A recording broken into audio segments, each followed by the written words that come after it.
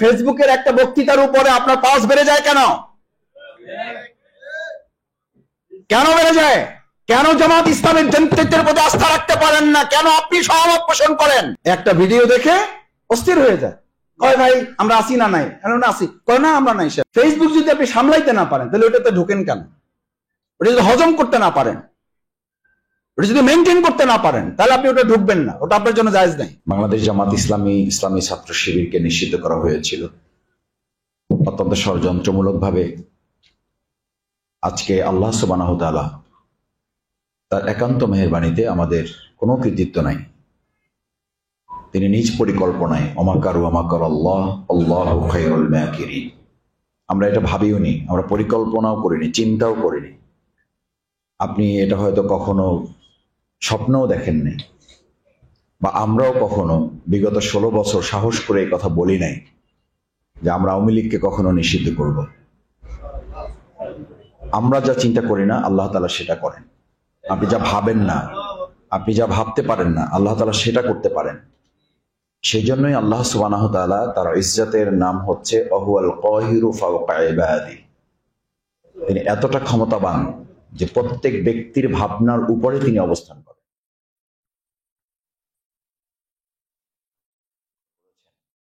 এই সিদ্ধান্তের মাধ্যমে ইসলামী আন্দোলনকে আল্লাহ তাআলা আরো মর্যাদাবান করুন। সম্মানিত সদস্য প্রার্থী ভাইয়েরা, প্রত্যেকটা বিজয় এবং ক্রান্তিকাল আল্লাহ তাআলা যা দান করেন, এর পিছনে সাথে সাথে আবার দায়িত্বও তিনি বাড়িয়ে দেন। ইমানদারদের জন্য বিজয় আসলে দায়িত্ব বাড়ে না কমে? বাড়ে। এই কারণেই সূরা নাসর, আপনারা, আমি এর আগেও বহুবার বলেছি, ইজা জাআ নাসরুল্লাহি ওয়াল ফাত ওয়া রাআইতান নাসা ইয়াদখুলুনা ফি দীনিল্লাহি আফওয়াজা ফাসাব্বিহ বিহামদি রাব্বিক ওয়াস্তাগফিরহু ইন্নাহু কানা তাওয়াবা। আল্লাহ তাআলা এখানে তিনটি সাহায্য করেছেন, তিনটি নিয়ামত দিয়েছেন, নাসর দিয়েছেন, ফাত দিয়েছেন, এবং দ্বীনের প্রতি আল্লাহ তাআলা মানুষকে একত্রিত হওয়ার আগ্রহ তৈরি করা, ভালোবাসা তৈরি করা। এটা আমাদের শুধু দাওয়াতি কাজের ফসল না, এটা জামাত ইসলামী শুধু শহীদ নেতৃবৃন্দের রক্তের ফসল না। এই ফসলের উপরে আল্লাহ সুবহানাহু ওয়া তাআলার একান্ত মেহেরবানি যে তিনি ইসলামের প্রতি, ইসলামী আন্দোলনের প্রতি মানুষের ভালোবাসা আরো কয়েক গুণ বাড়িয়ে দিয়েছেন। এই জন্য আল্লাহ শুকরিয়া আদায় করি, আলহামদুলিল্লাহ। সেজন্য আল্লাহ তাআলা সাহায্য করেছেন 24 সালের 5ই আগস্ট। তিনি শুধু সাহায্য করেন নাই, আমরা যে বিজয় চাইনি তার চেয়ে বড় বিজয় তিনি দিয়েছেন, নসর এবং ফাত দিয়েছেন। এর সাথে আমরা এটাও লক্ষ্য করেছি যে আল্লাহ তাআলা তার ওয়াদা পূরণ করেন। ওয়ারাআইতান নাসা ইয়াদখুলুনা, লোকেরা লক্ষ্য করবে যে এখন দিনে দিনে দলে দলে, আগে তো ব্যক্তি ব্যক্তি আসতো বা আমরা ব্যক্তি ব্যক্তি যেতাম, এই বছর গণসংযোগ কি ব্যক্তি ব্যক্তি না দলে দলে? দলে দলে। এটা কার ওয়াদা? কৃতিত্ব আপনার না আল্লাহর? আল্লাহর কৃতিত্ব। আপনি গত বছর ফর্ম দেওয়ার লোক পান নাই, আর এবার ফর্ম দিয়ে খুলেতে পারছেন না। আমরা ছাত্র শিবির এক সময় বলতাম, আল্লাহ চাইলে বাংলাদেশে এমন একটা পরিস্থিতি হবে যখন কম্পিউটারের দোকানগুলোতে 10 টাকা করে লেখা থাকবে এখানে জামাত ইসলামী ছাত্র শিবিরের ফর্ম বিক্রি হয়। আল্লাহ চাইলে সেটাও পারেন না? পারেন না? পারেন। নিবন্ধনের মতো, জন্ম সনদের মতো কম্পিউটার দোকানগুলোতে এরকম লেখা থাকবে এক সময়, যেখানে জামাত ইসলামী ছাত্র শিবিরের সদস্য ফর্ম পাওয়া যায়। এটা হয়তো আমাদের কাছে এখন অবাক লাগছে, কিন্তু এক সময় মাওলানা দেলোয়ার হোসেন সাঈদী রাহিমাহুল্লাহ, উনি যখন কোরআনের কথা বলতে গিয়ে খুব মজবুত ভাবে বলতেন যে একটা সময় আসবে জামাত ইসলামী প্রতি ঘরে ঘরে জামাত ইসলামী পাওয়া যাবে। পাওয়া যাচ্ছে না? যাচ্ছে না? যাচ্ছে। এমন ভাবে পাওয়া যাচ্ছে যে আমাদেরকে গুপ্ত সংগঠন নাম দিচ্ছে, কারণ তাদের মধ্যে ঢুকে গেছে। এখন বলে আমরা গুপ্ত সংগঠন। আসলে তাদের মধ্যে ঢুকে গেছে, তারা নিজেরাও জানে এটা, এবং সে নিজেও এটা লালন করে। আমি বহু মানব রচিত মতবাদের নেতৃত্বের সাথে কথা বলেছি, আপনাদের কথা সত্য, কিন্তু নানান কারণে পারতেছি না, চালাই যান। আছে না নাই? আছে। তার মানে গুপ্তভাবে সেও এটা লালন করে, শুধু তার পরিবারে না, সে নিজেও এটা বুঝে, কিন্তু দুনিয়ার কোনো স্বার্থে, দুনিয়ার কোনো সীমাবদ্ধতার কারণে সে হয়তো সেটা বাস্তবায়ন করতে পারে না। আমরা তাদের জন্য দোয়া করি, আল্লাহ তাআলা তার এই গুপ্ত লালন করা ভালোবাসাটাকে যেন একসময় প্রকাশিত করে ময়দানে ভূমিকা পালন করার তৌফিক দান করেন।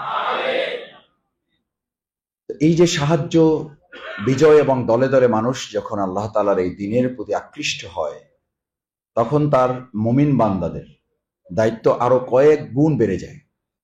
রাসূল করিম সাল্লাল্লাহু আলাইহি ওয়াসাল্লাম পরিষ্কার বলেছেন, আল্লাহ সুবহানাহু ওয়া তাআলা যে জাতিকে যত ভালোবাসেন সেই জাতিকে তত পরীক্ষা রাখেন, যে ব্যক্তিকে যত ভালোবাসেন সেই ব্যক্তিকে তত পরীক্ষা ফেলেন। অতঃপর এই ব্যক্তি এবং জাতি যদি আল্লাহর প্রতি সন্তুষ্ট থাকে, চূড়ান্ত ভাবে আল্লাহ তাআলা ব্যক্তি এবং জাতিকে সফলতার দ্বার প্রান্তে পৌঁছে দেয়। সুবহানাল্লাহ। আল্লাহ তাআলা আমাদের কবুল করুন। আমাদের উপর পরীক্ষা আছে না নাই? 2024-এর 5ই আগস্ট পর আছে না নাই? বাড়ছে না কমছে? বাড়ছে। একটু আস্তে করেছেন। বাড়ছে না বাড়ে নাই? সামনে বাড়বে না কমবে? সালাতে দাঁড়ান, ইমামের আনুগত্য পছন্দ হইলে করেন, না হলে তার করেন না। যাই আগে ইমামের সাথে কথা বলেন, ভাই আসসালামু আলাইকুম, আপনার সাথে তো পরিচয় না, আগে একটু কথা বলতে আসছি, আপনার বউ পর্দা করে, সব ঠিকঠাক আছে তো? তাহলে পিছনে দাঁড়াবো, নাহলে কিন্তু দাঁড়াবো না। আমার ভাই আপনি একটু সব জানাশোনা, তারপরে আমি আনুগত্য করতে অভ্যস্ত। আমি অন্ধ আনুগত্য করি না। প্রত্যেক নামাজে মসজিদে, নতুন মসজিদে গিয়ে ইমামের খোঁজ নিয়ে তারপরে দাঁড়াইছেন, কে কে হাত জাগান। না থাকলে ভালো, না থাকাই তো কথা। আপনি বিশ্বাস রাখবেন যে এখানে ইমাম যে আছে, নিশ্চয়ই এখানকার কর্তৃপক্ষ আলোচনার ভিত্তিতেই আস্থা রাখা যে এরকম একজন ইমাম। তাহলে ফেসবুকের একটা বক্তৃতার উপরে আপনার পাস বেড়ে যায় কেন? কেন বেড়ে যায়? কেন জামাত ইসলামের নেতৃত্বের প্রতি আস্থা রাখতে পারেন না? কেন আপনি সহমত পোষণ করেন? যদি সহমত পোষণ করেন, আজকে সিদ্ধান্ত নেন জামাত ইসলামের কর্মী থাকবেন কিয়ামত পর্যন্ত, রোকন হওয়ার দুঃসাহস কেউ করবেন না। একটা ভিডিও দেখে অস্থির হয়ে যায়, কয় ভাই আমরা আসি না নাই? না আসি, কয় না আমরা নাই, শেষ নাই নাই থাকেন না। এই জন্য আমাদের আলী হাসান মোহাম্মদ মুজাহিদ বলতে, যাদের পাঁচ দুর্বল, ওই সময় আওয়ামী লীগের আমলে বলতো জনকণ্ঠ আর বিটিভি আপনি দেখবেন না। তো ওই সময় তো ইয়া ছিল না, তখন ফেসবুক ছিল না, হইলে এটা যোগ করতো। ফেসবুক যদি আপনি সামলাইতে না পারেন, তাহলে ওটাতে ঢুকেন কেন? ওটা যদি হজম করতে না পারেন, ওটা যদি মেনটেন করতে না পারেন, তাহলে আপনি ওটা ঢুকবেন না, ওটা আপনার জন্য জায়েজ নাই। এটা বায়াতের অংশ, এটা রুকুনিয়াতের গুরুত্ব। দাঁড়াইছেন, আল্লাহু আকবার বলছেন, আপনার তাড়াহুড়া আছে, আজকে তো তাড়াহুড়া থাকতে পারে, পারে না? তাড়াহুড়া আছে, খালি ঘড়ি দেখতেছেন, কখন যে শেষ করবে। নামাজ পড়তে দাঁড়াইয়া কয়বার ঘড়ি দেখছেন? না না, কথা বলতে হবে। আজকে আজকে আজকে ছাড়াছাড়ি নাই। আজকে আলোচনা কোনো পয়েন্ট নিয়ে আসেনি, পয়েন্ট ছাড়া আলোচনা। এখানে আসার পর ঘড়ি দেখেন নাই, একজন হাত জাগান। এখনো সময় হয় নাই, এখনো আসরের টাইম যাক, তারপর বুঝে যান।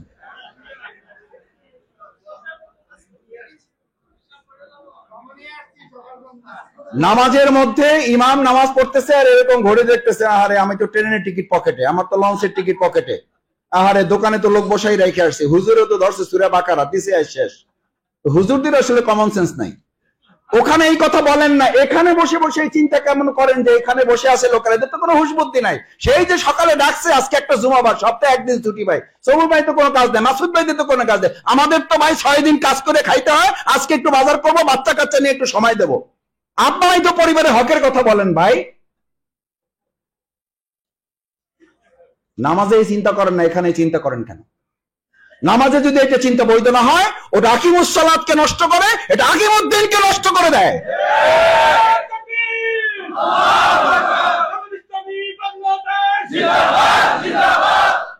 এটা আকিমুদ্দিনকে নষ্ট করে দেয়।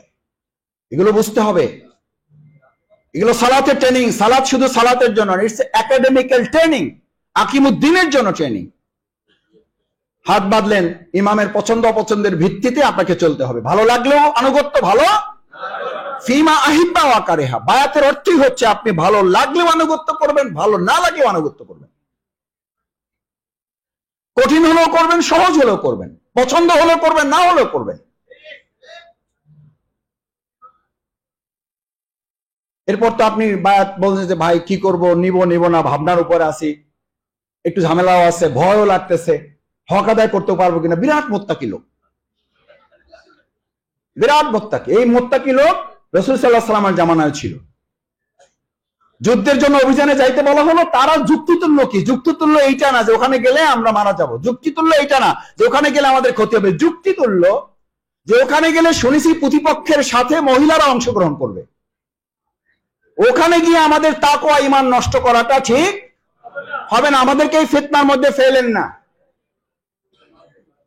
তাফতিন্নি মিনকুম, আমাদেরও ছবি দিয়ে এখন ফেসবুকে পোস্ট দেয়, আমাদেরও কেউ কেউ সহমত পোষণ করে, ঠিক যে কজন ঠিক কইছে এরা পক্ষে আর বাকিরা সব বিপক্ষে। এখন আরো দুজন বাড়ছে। আমাদের ডাক্তার তাহের ভাই বলতেন, যদি ঠিক বলেন তাহলে প্রতি লাইনে লাইনে বলবেন, আর না হলে টোটালি বলেন না, কারণ যখন ঠিক বলেন তখন বোঝা যায় এটা ঠিক আর বাকিগুলো সব। আমার বাকি বক্তৃতা সব বেঠিক, এটা প্রমাণ করা তো আপনাদের দায়িত্ব নেওয়া উচিত না। হাত বাঁধলেন, এরপরে আপনি ইচ্ছা অনিচ্ছায় পারেন না পারেন ট্রেনিং এর অংশ হিসাবে আপনি যেটা বলে আসেন, ইয়াকা নাবুদু ওয়া ইয়াকা নাস্তাইন। দিস ইজ অ্যাবসলিউট বায়াত। প্রতিদিন প্রতি রাকাতে আপনি বায়াত করে আসেন আল্লাহর কাছে, ইটস এগ্রিমেন্ট। তখন আপনি কে কে মুত্তাকি হিসাব করেন, পারবো পারবো না, আল্লাহ আপনার সাহায্য ছাড়া চলতে পারবো কিনা, আমার তো একটু ঝামেলা আছে। আচ্ছা, এই লাইন দুইটা বাদ আপাতত। ইয়াকা নাবুদু, আমি আপনারই গোলামি করবো, আমি টাকার গোলাম না, আমি চাকরির গোলাম না, আমি বউর গোলাম না, আমি সন্তানের ভালোবাসার স্নেহের গোলাম না, আমি কারো রক্তচক্ষুর গোলাম না, আমি বন্দুকের গোলাম না, আমি এমপি মন্ত্রীর লোভের গোলাম না, আমি এক আল্লাহ তোমার গোলাম, আমি কারো গোলামি করি না। যদি গোলামির জন্য আমারও ফাঁসিতে ঝুলতে হয়, আমি ফাঁসিতে ঝুলতে রাজি আছি। এটার নাম হলো ইয়াকা না, এটার নাম বায়াত, এটার নাম শপথ, এটার নাম এগ্রিমেন্ট, এটার নাম চুক্তি, এটার নাম রুকনিয়াত। আল্লাহ আমাদের কবুল করুন। আসসালামু আলাইকুম ওয়া রাহমাতুল্লাহি ওয়া বারাকাতুহু। সুবহানাকাল্লাহুম্মা ওয়া বিহামদিকা আশহাদু আল্লা ইলাহা ইল্লা আনতা আস্তাগফিরুকা ওয়া আতুবু ইলাইক।